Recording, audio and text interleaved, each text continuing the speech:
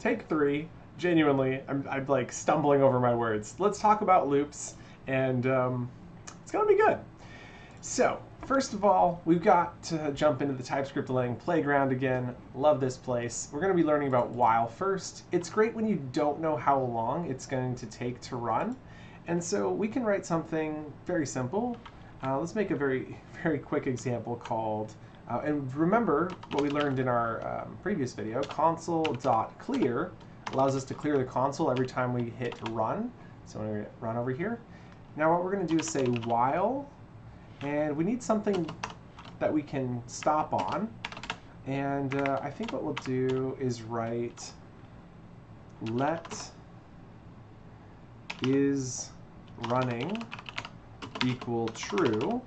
And then while is running is true, we'll continue running this while loop.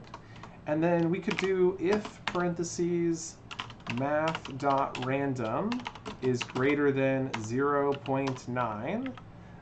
Then we want to stop running, and we'll say is running equals false. And we should try to count the number of iterations that happened.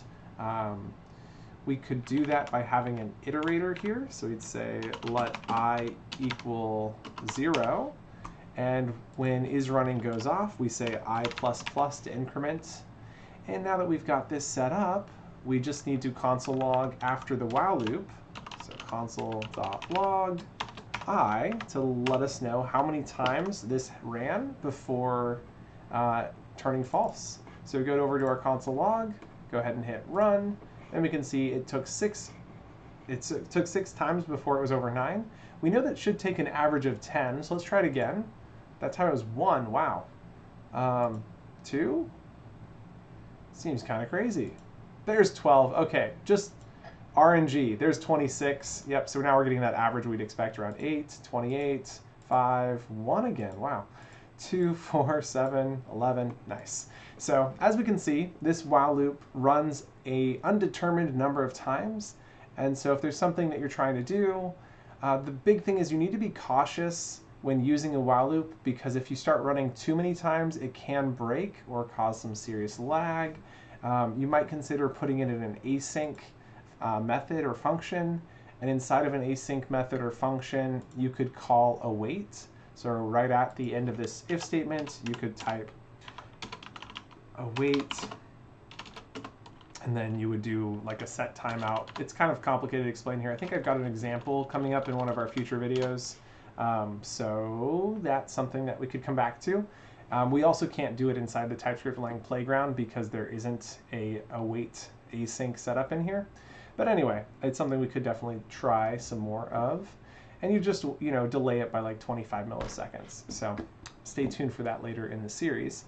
Now that we've looked at our while loop, let's go ahead and comment this out and control / and move it down. All right, so while is great for when you don't know how long it's going to take to run. And as you can see here, we were just using math.random, but you might be checking something else or doing something like determining, I don't know. Honestly, I don't use while loop very often, so it's hard to explain, but the one time I did use it was when I was building a very complex function, math function called wave function collapse. Wave function collapse has to run until it finds the correct tile to place next to it. And so using a while loop made a lot of sense there. It's kind of hard to explain though, because it's a pretty complex topic. Let's go ahead and move on to for. For is great when you have a set number of iterations. So let's say we wanted to place items so many places in the world. So like from 0 to 10 meters, we wanted to place a block or something. We could say for let I equal 0. Then we'd say I is less than 10, I++. After that, we just need to add some curly braces. And so what this will do is it's going to run when I equals 0, and then it's going to run until I equals 9, at which point it will stop running. Let's console log to see if that actually happens. Console.log, and then we would type I here. And so what we should see on the console when we hit run is 0 through 9. Perfect. So this runs from 0 through 9, and we can do something with each of those. And so just as an example, let's imagine that, and this code won't function, but let's imagine we were in Horizon and we were on a object. We might type, I'm trying to come up with a good example. There's a way to spawn assets, but it's not really useful. So instead, I want to imagine that you have an array of entities. So just imagine, I'm going to create it up here so you can see it. So constant entities, it will be an object array, but in Horizon it would be an entity array. We'll make it an empty array for now. And so imagine you've got this array of 10 entities. So, you know, curly brace, comma. I was going to leave this empty, but why the heck not fill it out? Control C. 2, 3, 4, 5, 6, 7, 8, 9, 10.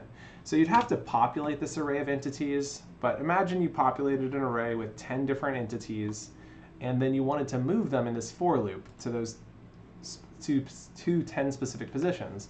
We could then say entities, item at index I, so we're getting the item in the entities array at index I, and then we'd say dot position dot set parentheses new vec3 parentheses, and then we could use 0, comma I, comma 0, and what this would do is it would place these 10 items at 0, 1, 2, so up by 1 meter every single time until it reached the max of 9 meters. So you'd have 1 at 0, 0, 0, 1 would be at 0, 1, 0, so just 1 meter above that. You could, of course, add 1 so that this is starting at 1 meter above the ground, which would make more sense, so it's not partially in the ground. And then that would go up to 10 meters. Now you're going to notice, obviously, this code doesn't work here because we're not in Horizon, but something to think about. So just a practical example. Now, there's 1 or 2 other instances where you might want to use a for loop, and the one that's really notable here is if you have a grid. So here we just did like going in a straight line, going upwards, but what if we wanted to place items from -5 to +5? That's possible as well. And so we're going to say I is no longer I, it's now going to be x. So while x starts at -5 and x is less than 5, and we'll actually go to less than or equal to 5, so that way it'll actually be 11 by 11 grid, not a 10 by 10 grid, because 0, 0, 0 is in the middle. And then we say x plus plus. And so this goes along the x-axis, and if we copy this, Control-C, Control-V, we can go along the z-axis. And now we have a grid. Now you could go a third coordinate and go on the y-axis as well. And in certain cases, I definitely would do that. Which would create a cube. Of course, a 11 by 11 grid is already over 100 iterations, so when you add, Shift-Alt-F to prettify, by the way, when you add a third one, now you're doing 10 times that, which gets you over 1,000. So it starts to get a little bit crazy when you go 4, 4, 4. But anyway, we're just going to think of it as a 2D grid. And here we can now do a quick console log to imagine these 100 locations. And we would say x.toString parentheses plus a space colon space plus z.toString. Very nice. All right, so Shift-Alt-F, and now, oh, right, console.log, my bad. And so now what we're going to see when we run this is we will see 100 instances of this running from -5, -5, all the way to +5, +5. So here we are. You can see the bottom number is +5, +5. And if we scroll all the way to the top, we have -5, -5. And it should also go through 0, 0, which we'll see right there. Perfect. So yep, that creates a coordinate for every single space. And depending on what you want to do, you could, put an item there just like we did in the previous example. You could be doing some like complex math. This is another one of those things where I just don't use it very often. I commonly use this when I'm building like a depth-first search algorithm, so a maze pathfinding algorithms type stuff. Anyway, another great example. We'll go ahead and hit Control/ and move that one down. All right. some good stuff coming along here. I'm going to create less space there. Our next example is ForEach. Now this is great when you have an array or a map of items. So let's start by creating an array. We'll say constant string array, which will be equal to square brackets, and then we can type some strings in, like apple, comma, orange, comma, grapes, comma, I don't know, banana, B-A-N-N, banana, B-A-N-A-N-A-S, bananas. Am I crazy? Banana. I think I got too many banana. Banana. There's too many. Is that right? I'm really overthinking this, and I'm just trying to avoid singing the bananas song. Okay, there it is. Just really trying to avoid that. All right, so we got our 4. That's good enough. So if we have an array or a map of items, we might want to go through each one of these. And so we can say string array dot ForEach, parentheses, and we'll call this fruit. So we do an arrow function inside of this. So we're receiving the fruit, and then we arrow to the right, curly braces. And the question is, what do we want to do with that fruit? And if we hover over it, we can see that it's a string. So we can say console.log, parentheses, fruit. And now on the console, we will see all of those fruit appear on the console. This is super great pretty much everywhere. I use this all the time. It's so useful. Like, you commonly are going to have a map of players, so you're going to have a bunch of players, and you're going to need to do something for each of them. Or in this case, you might have a bunch of items, like a bunch of different types of fruit, and you need to do something to each of those fruit, like placing it on the map or something. And so a ForEach is super useful. Going to use that all the time. But that brings us to this new one that I'm not super familiar with, ForOf, which is useful when you want to break or stop running without going through all the items in an array. And so as a quick example, we're just going to Control/ and move that one down as well. Delete a couple of lines of space there. All right, so ForOf, I'm very, very unfamiliar with, but I believe what you'd say is for fruit of string array. Let me check my example here from ChatGPT.